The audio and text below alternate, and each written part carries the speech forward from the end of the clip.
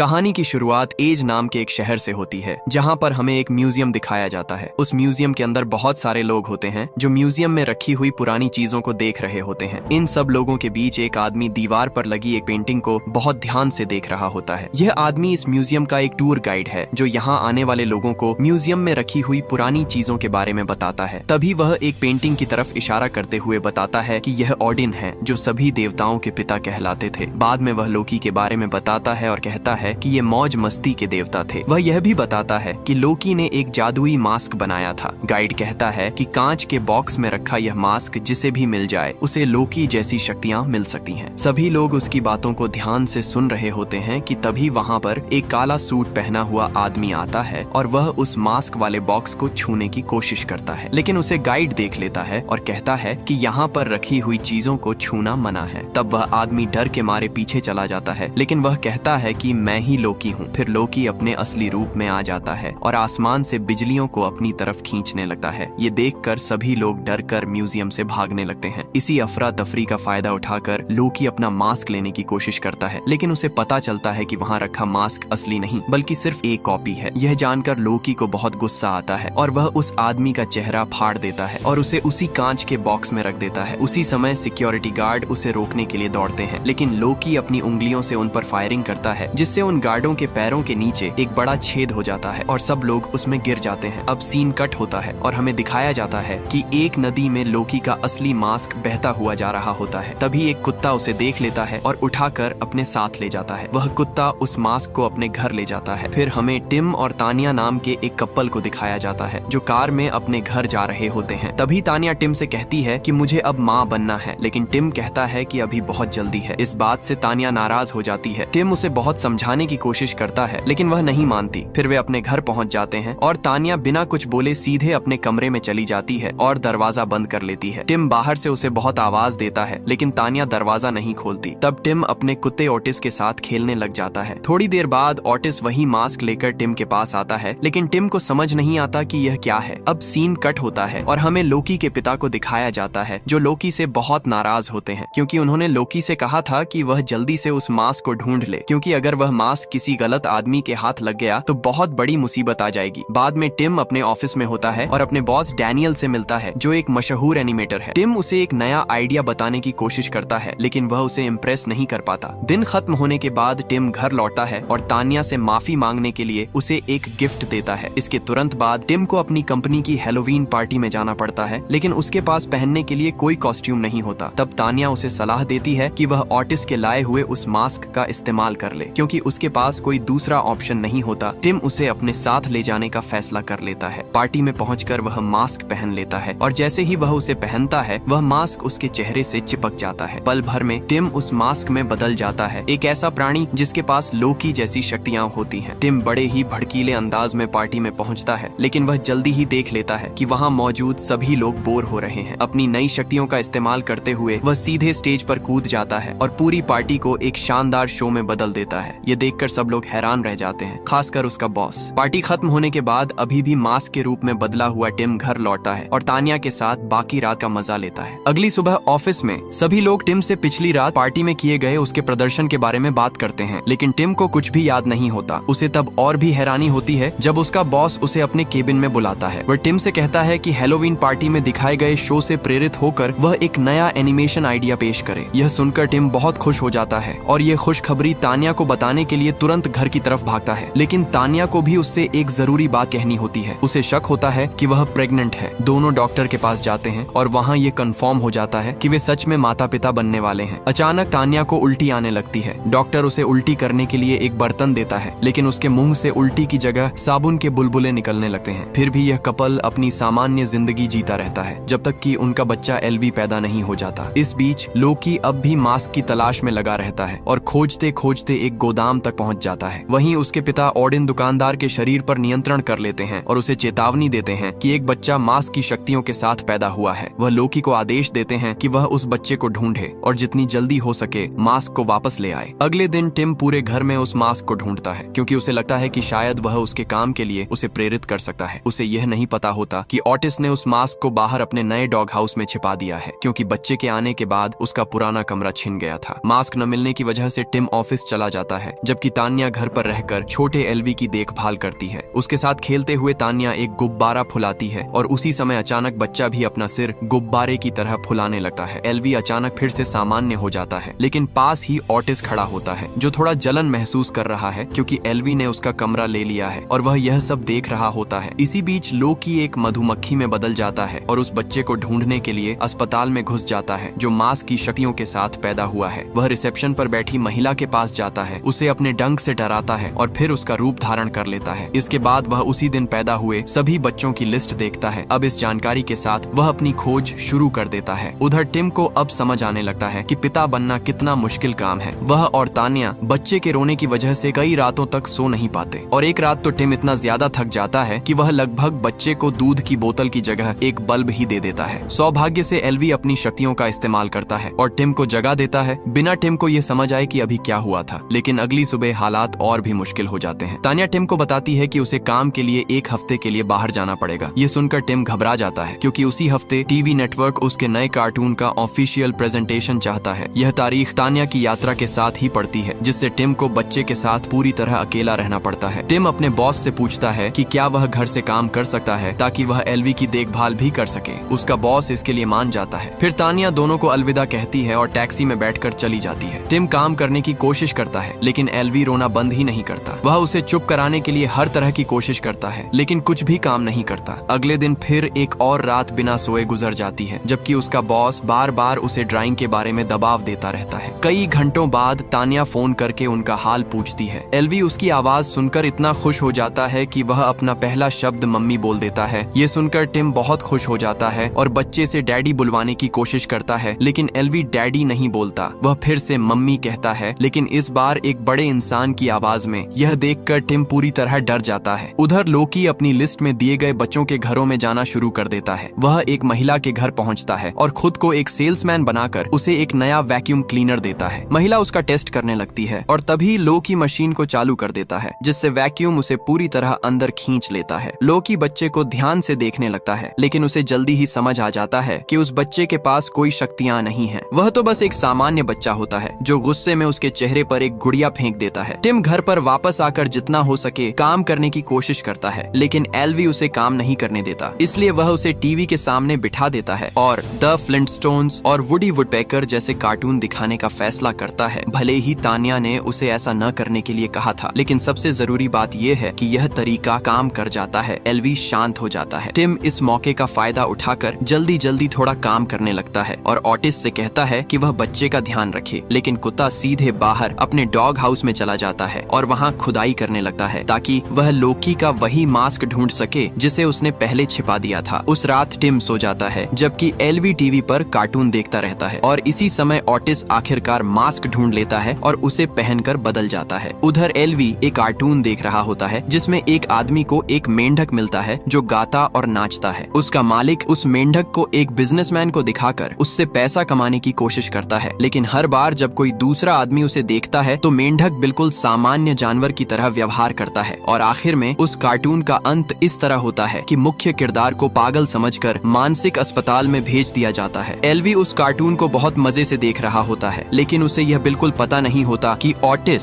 जिसने अब मास्क पहन लिया है, उसे हमेशा के लिए खत्म करने की योजना बना रहा है। अगली सुबह टिम फिर से अपने काम में लग जाता है, लेकिन प्रेजेंटेशन के लिए उसका कोई भी आइडिया अच्छा नहीं लग रहा होता। उसी समय एल्वी अपने पिता के सामने उसी नाचते हुए मेंढक वाले कार्टून की नकल करने लगता है। टिम अपनी आंखों पर विश्वास ही नहीं कर पाता। फिर अचानक बच्चा रूप बदल लेता है और उसका सिर वुडी वुडपेकर जैसा हो जाता है और वह पूरे कमरे में दौड़ने और कूदने लगता है। एल्वी भागकर किचन में चला जाता है और टिम उसके पीछे पीछे दौड़ता है। भागते हुए टिम इमरजेंसी सर्विस को फोन करता है और उन्हें बताने की कोशिश करता है कि उसका बेटा अजीब अजीब और असंभव करतब कर रहा है, लेकिन जैसा कि उम्मीद थी, फोन पर मौजूद ऑपरेटर को उसकी बात पर बिल्कुल भरोसा नहीं होता और वह फोन काट देता है। टिम सोचने लगता है कि अब क्या करे। तभी वह बाहर अपने पड़ोसी को देखता है और मदद मांगने के लिए उसके पास दौड़कर चला जाता है। वह उसे पूरी घटना बताता है, लेकिन पड़ोसी को भी उसकी बात पर यकीन नहीं होता। टिम सच्चाई साबित करने की कोशिश करता है और एल्वी से कहता है कि वह पहले की तरह गाना और नाचना शुरू करे, लेकिन कार्टून वाले मेंढक की तरह बच्चा कुछ भी नहीं दिखाता। दूसरों के सामने एल्वी बिल्कुल एक सामान्य बच्चे की तरह व्यवहार करता है। हताश होकर टिम उसे हिलाने लगा है, यह सोचकर कि शायद वह कुछ कर दे, लेकिन पड़ोसी गुस्सा हो जाती है और टिम को अपने घर से बाहर निकाल देती है। कुछ मिनट बाद टिम वापस घर आता है और अपने बेटे को शांत करने की कोशिश करता है, लेकिन तभी एल्वी उसका पैर पकड़ लेता है और उसे लिविंग रूम के फर्नीचर पर ऐसे पटकने लगता है जैसे वह कोई खिलौना हो। उसी समय ऑटिस कमरे के दूसरी तरफ से आता है और बच्चे को एक खिलौना देता है, लेकिन वह असली खिलौना नहीं होता, वह एक बम होता है। एल्वी तुरंत समझ जाता है कि यह बम है। वह उसका फ्यूज बुझा देता है, अपने मुंह से धमाके की आवाज निकालता है और वहाँ से भाग जाता है। जब ऑटिस यह आवाज सुनता है तो उसे लगता है कि उसने आखिरकार बच्चे से छुटकारा पा लिया है और वह अपनी इस जीत का जश्न मनाने लगता है। लेकिन तभी उसे इनाम के तौर पर एक बड़ी हड्डी मिलती है और वह उसे चबाने लगता है। उसे यह पता नहीं होता कि यह भी एल्वी द्वारा बनाया गया एक बम है। हड्डी फट जाती है, लेकिन मास्क की शक्तियों की वजह से कुत्ता बच जाता है। इस हार के बाद भी ऑटिस हार नहीं मानता। वह रस्सी वाली क्रेन का इस्तेमाल करके बच्चे को हटाने की एक लंबी योजना बनाता है। दिन के आखिर में कुत्ता घर के अंदर आता है और अपनी बुरी योजना को पूरा करने के लिए तैयार हो जाता है। तभी टिम देखता है कि ऑटिस रूप बदल चुका है और उसके पास कई हथियार भी हैं। यह देखकर टिम को इतना जोर का झटका लगता है कि वह तुरंत बेहोश हो जाता है। ऑटिस उसे पूरी तरह नजरअंदाज करता है और ऊपर बच्चे के कमरे में चला जाता है। रस्सी से बंधे एक प्लंजर की मदद से वह छत पर चढ़ जाता है। जब वह देखता है कि एल्वी का ध्यान कहीं और है तो वह नीचे उतरकर पालने तक पहुंच जाता है और बच्चे के डायपर पर एक क्लैंप लगा देता है। फिर वह क्रेन को चालू करने के लिए तैयार हो जाता है ताकि बच्चे को उठाकर घर से बाहर खींच सके। लेकिन जैसे ही वह क्रेन चालू करने वाला होता है, एल्वी उसके पीछे आ जाता है। कुत्ते को पता चले बिना वह वही क्लैंप ऑटिस के कॉलर पर लगा देता है। जैसे ही ऑटिस क्रेन चालू करता है, वह खुद ही हवा में उड़ जाता है। टिम होश में आता है और मदद करने की कोशिश करता है, लेकिन तब तक ऑटिस एक पियानो के अंदर फंस चुका होता है। क्रेन उसे खींचती रहती है और कुत्ता एक एयर डक्ट से टकराता है जो टूट जाता है। फिर वह दूसरी तरफ से बेडरूम के सीलिंग फैन में जा गिरता है और उसके बाद घर के बाहर फेंक दिया जाता है। लेकिन यह मुसीबत यहीं खत्म नहीं होती। वह सीधे वापस उसी कमरे में आ गिरता है। वह फिर से फंस जाता है और एक बार फिर घसीटा जाने लगता है। इस बार वह एक गंदे बाटब में गिरता है, फिर एक चिड़ियाघर तक घसीटा जाता है और आखिर में एक वॉशिंग मशीन के अंदर पहुंच जाता है जहां रोलर्स उसे कुचल देते हैं। एल्वी एक गुब्बारे की तरह उड़ते हुए उसकी तरफ आता है और कुत्ता खिड़की से बाहर उड़कर आंगन में जा गिरता है। इस जोरदार झटके के साथ ऑटिस का मास्क उतर जाता है और वह फिर से सामान्य हो जाता है, लेकिन तब तक घर लगभग पूरी तरह से तबाह हो चुका होता है। फिर भी टिम अपने पिता की जिम्मेदारी निभाता रहता है और एल्वी का डायपर बदलने की तैयारी करता है। उसी समय लोकी एक डिलीवरी मैन के भेष में घर के सामने आ जाता है और टिम को एक पैकेज देता है। टिम उसे खोलने के लिए जाता है और कुछ देर के लिए बच्चे को लोकी के पास ही छोड़ देता है। लोकी इस मौके का फायदा उठाकर एल्वी को ध्यान से देखता है, लेकिन चूंकि बच्चा एक सामान्य बच्चे की तरह व्यवहार करता है, इसीलिए वह वहाँ से जाने का फैसला कर लेता है। उधर टिम पैकेज खोलता है और उसमें से एक बड़ा बॉक्सिंग ग्लव निकलता है जो सीधे उसे लग जाता है और वह बेहोश हो जाता है। कुछ मिनट बाद टिम होश में आता है और परेशान होकर फैसला करता है कि वह अपने बेटे को एक बच्चों के डॉक्टर के पास ले जाएगा। वह बच्चे को कार में बैठाता है क्योंकि उसे लगता है कि शायद उसके बेटे पर किसी आत्मा का कब्जा है। उसी समय एल्वी अपना सिर पूरी तरह पीछे की तरफ घुमा लेता है और फिर कार में हरे रंग का पदार्थ उल्टी कर देता है। टिम को यह नहीं पता होता कि लोकी अभी भी वहीं छिपा हुआ है और जब लोकी यह सब देखता है तो उसे यकीन हो जाता है कि एल्वी उसी मास्क वाले इंसान का बेटा है। कुछ मिनट बाद टिम शहर पहुंचता है और बच्चों के अस्पताल के अंदर चला जाता है। लोकी भी उसका पीछा करता है, लेकिन वह अपनी कार विकलांगों के लिए बनी पार्किंग में खड़ी कर देता है। इस वजह से एक पुलिस अधिकारी उसके पीछे आ जाता है। लोकी उससे बहस करने की कोशिश भी नहीं करता। वह अधिकारी को बेहोश कर देता है और उसका सिर फुटपाथ पर पटक देता है। इसके बाद वह सीधे टिम के सामने आकर खड़ा हो जाता है और उससे मास्क उसे सौंपने की मांग करता है। टिम कसम खाता है कि उसे नहीं पता कि मास्क कहाँ है, लेकिन लोकी उसकी बात पर विश्वास नहीं करता और एक विशाल कुल्हाड़ी निकाल लेता है। उसी समय ऑडिन एक गार्ड के शरीर में प्रवेश कर जाता है और लोकी को डांटा है। टिम इस मौके का फायदा उठाकर एल्वी को लेकर भागने की कोशिश करता है, लेकिन लोकी खुद को छुड़ा लेता है और उनका पीछा करते हुए एक विशाल लोहे की दीवार बनाकर उनका रास्ता रोक देता है। गुस्से में वह एक बड़ा सूटकेस बनाता है और उसके अंदर किसी जादूगर की चाल की तरह एक विशाल ग्रेनेड प्रकट करता है। फिर वह उसे टिम और एल्वी की ओर फेंक देता है। सौभाग्य से एल्वी अपनी बाहों को ढाल में बदल लेता है और दोनों को उस विस्फोट से बचा लेता है। टिम अपने बेटे को देखकर हैरान रह जाता है, लेकिन लोकी अभी भी नहीं रुकता। वह अपने असली रूप में आ जाता है और एक बड़ा आग का गोला बना लेता है। जैसे ही वह उसे फेंकने वाला होता है, तभी अचानक ऑडिन हस्तक्षेप कर देता है। वह टिम के शरीर पर नियंत्रण कर लेता है और उसके शरीर से बिजली के झटके निकलते हैं, जिससे लोकी की दिव्य शक्तियां छिन जाती हैं। कुछ ही सेकंड बाद एल्वी भी लड़ाई में शामिल हो जाता है। वह अपनी बाहों को रबर की तरह लंबा कर लेता है और लोकी को 2 कचरे के डिब्बों के बीच पटक देता है। इससे लोकी पूरी तरह बेहोश हो जाता है और एल्वी उसे एक डिब्बे के अंदर फेंक देता है। अब लगता है कि खतरा टल गया है, लेकिन शांति ज्यादा देर तक नहीं रहती। टिम को उसके बॉस का फोन आता है जो उसे अपना प्रोजेक्ट दिखाने के लिए स्टूडियो आने का आदेश देता है। घबराकर वह अपनी गोद में बच्चे को लेकर टीवी स्टेशन की तरफ भागता है। वहां पहुंचकर उसकी मुलाकात प्रोड्यूसर्स से होती है, लेकिन दिखाने के लिए उसके पास कुछ भी तैयार नहीं होता, इसलिए वे उसे तुरंत नौकरी से निकाल देते हैं और इमारत से बाहर फेंक देते हैं। बाद में टिम तानिया को फोन करता है और उसे बताता है कि उसके साथ क्या क्या हुआ। दिन कितना भी बुरा क्यों न रहा हो, वह मानता है कि एल्वी के साथ समय बिताने का मौका मिलने से वह खुश है। फोन पर बात करने के बाद पिता और बेटा कुछ पल शांति से बिताते हैं। टिम बच्चे को नहलाता है, उसे बिस्तर पर सुलाता है और दोनों सो जाते हैं। लेकिन उसी रात लोकी फिर से वापस आ जाता है। वह चुके से घर में घुसता है और सीधे बच्चे के कमरे में चला जाता है। एल्वी को पालने में देखकर वह दीवार पर अजीब निशान बनाता है और ऑडिन को बुलाने के लिए एक मंत्र पढ़ता है। वह बताता है कि बच्चा मास्क का असली बेटा है और ऑडिन से अपनी शक्तियाँ वापस देने की विनती करता है। ऑडिन मान जाता है, लेकिन उसे मास्क वापस लाने के लिए सिर्फ 1 घंटे का समय देता है और साथ ही उसके द्वारा मचाई गई तबाही को भी ठीक करने के लिए कहता है। लोकी को उसकी शक्तियाँ वापस मिल जाती हैं और वह अपनी योजना शुरू कर देता है, लेकिन तभी पड़ोसी वहाँ आ जाता है और टिम को आवाज देकर कहता है कि वह बूढ़ी औरत को घर से बाहर ले जाए। लोकी अपना सिर एक विशाल नाक में बदलकर उसे डरा देता है। इस शोर से टिम जाग जाता है और तुरंत एल्वी के पालने की तरफ दौड़ता है, लेकिन जब वह अंदर देखता है तो बच्चे की जगह उसे लोकी का चेहरा दिखाई देता है। यह देखकर वह डर के मारे पीछे हट जाता है। फिर उसे तानिया की आवाज सुनाई देती है, लेकिन वह भी भेष बदले हुए लोकी की ही आवाज होती है। और आखिर में धोखे का देवता अपने असली इरादे बता देता है। वह मांग करता है कि टिम मुखौटा ढूंढकर 1 घंटे के अंदर गली में लेकर आए, वरना वह अपने बेटे को फिर कभी नहीं देख पाएगा। चेतावनी देने के बाद लोकी बच्चे को पकड़ता है और छत के रास्ते भाग जाता है। कुछ ही सेकंड बाद तानिया घर पहुंचती है और घर को पूरी तरह खंडहर जैसा पाती है। टिम, जो पूरी तरह घबराया हुआ होता है, गलती से उस पर हमला कर देता है क्योंकि उसे लगता है कि वह भेष बदले हुए लोकी है। जब उसे समझ आता है कि वह सच में उसकी पत्नी है तो वह माफी मांगता है और उसे सब कुछ बता देता है, लेकिन जाहिर है तानिया उसकी एक भी बात पर विश्वास नहीं करती। तभी पड़ोसी अपनी विशाल नाक के साथ वहाँ प्रकट होती है। ये देखकर तानिया को समझ आ जाता है कि टिम सच कह रहा था। दोनों तुरंत काम में लग जाते हैं। उन्हें ऑटिस को ढूंढना होता है क्योंकि वही एकमात्र है जिसे पता है कि मुखौटा कहाँ छिपा है। इस बीच ऑटिस ने फिर से मुखौटा पहन लिया होता है और एक पड़ोस के कुत्ते के साथ रोमांटिक पल बिता रहा होता है। टिम उसे ढूंढ लेता है और उसे एल्वी को बचाने में मदद करने के लिए मना लेता है। ओटिस मान जाता है, मुखौटा उतारता है और टिम को दे देता है। उधर गली में लोकी बच्चे के साथ खेल रहा होता है और अपनी शक्तियों को आजमा रहा होता है। वे दोनों एक वाइल्ड वेस्ट स्टाइल के द्वंद्व की कल्पना करते हैं। लोकी पहले एक नकली रिवॉल्वर से गोली चलाता है, जबकि एल्वी का हथियार असली निकलता है। वह लोकी को बिना चोट पहुंचाए गोली मार देता है, सिर्फ उसे डराने के लिए। लोकी इस मजाक पर हंसता रहता है। तभी वहाँ टिम और तानिया पहुंच जाते हैं। दोनों उससे कहते हैं कि वह बच्चे के बदले मुखौटा ले ले। लोकी इस सौदे के लिए मान जाता है, लेकिन आखिरी पल में वह अपना फैसला बदल देता है और एल्वी को अपने पास ही रखने का फैसला करता है। उसी समय ऑटिस उस पर झपटता है और उसे काट लेता है। इससे मुखौटा हवा में उड़ जाता है। टिम उछलकर उसे पकड़ लेता है, पहन लेता है और तुरंत अपने नकाब वाले रूप में बदल जाता है। लोकी भागने की कोशिश करता है, लेकिन टिम अपनी नई शक्तियों का इस्तेमाल करके अपनी कार को एक ताकतवर मशीन में बदल देता है। तानिया और ऑटिस भी उसके साथ उस कार में कूद जाते हैं। वे पूरी रफ्तार से आगे बढ़ते हैं और लगभग लोकी को पकड़ लेते हैं, लेकिन लोकी एक और चाल चलता है और एक लीवर घुमा देता है, जिससे सामने की सड़क विशाल लहरों की तरह ऊपर उठने लगती है। फिर भी टिम हिम्मत नहीं हारता और उसका पीछा करता रहता है। जब लोकी देखता है कि वह उनसे बच नहीं सकता तो वह रास्ता बदलकर एक बॉक्सिंग रिंग की तरफ चला जाता है। वहाँ वह टिम को लड़ाई की चुनौती देता है। टिम यह चुनौती स्वीकार कर लेता है और दोनों एक दूसरे पर मुक्के बरसाने लगते हैं। जादू में ज्यादा अनुभव होने की वजह से लोकी उसे गिराने में कामयाब हो जाता है, लेकिन टिम पलटवार करता है और उसे एक सूटकेस से मार देता है। फिर टिम उस सूटकेस को बंद कर देता है जिसमें लोकी फंसा हुआ होता है और उसे समुद्र में फेंक देता है। जब सब कुछ शांत हो जाता है तब टिम की मुलाकात तानिया से होती है, जिसने एल्वी को एक पिंजरे में बंद पाया था। तानिया उसे आजाद कर देती है और तीनों बाहर निकलने के लिए भागते हैं। अचानक लोकी द्वारा बनाई गई एक विशाल पेंसिल ईंट की दीवार से उनका रास्ता रोक देती है। टिम कई खिलौना हथियारों से उस खलनायक पर हमला करने की कोशिश करता है, लेकिन लोकी अपनी जादुई पेंसिल से उन्हें फूलों में बदल देता है। इसके बाद लोकी एक विशाल पेंसिल से टिम पर वार करने की कोशिश करता है, लेकिन टिम एक बड़े पेंसिल शार्पनर का इस्तेमाल करके उसे पीस देता है। फिर भी पेंसिल के टुकड़े दोबारा जुड़ जाते हैं और लोकी फिर से सामने आ जाता है। ये देखकर कि यह लड़ाई कभी खत्म नहीं होगी, लोकी एक प्रस्ताव रखता है कि बच्चा खुद तय करे कि वह किसके साथ रहना चाहता है। लोकी चालों और खेलों से एल्वी को अपनी तरफ करने की कोशिश करता है। तभी टिम कुछ ऐसा करता है जिसकी किसी को उम्मीद नहीं होती। वह मुखौटा उतार देता है और अपने बेटे को पुकारता है। वह उसे बताता है कि उसकी वजह से वह एक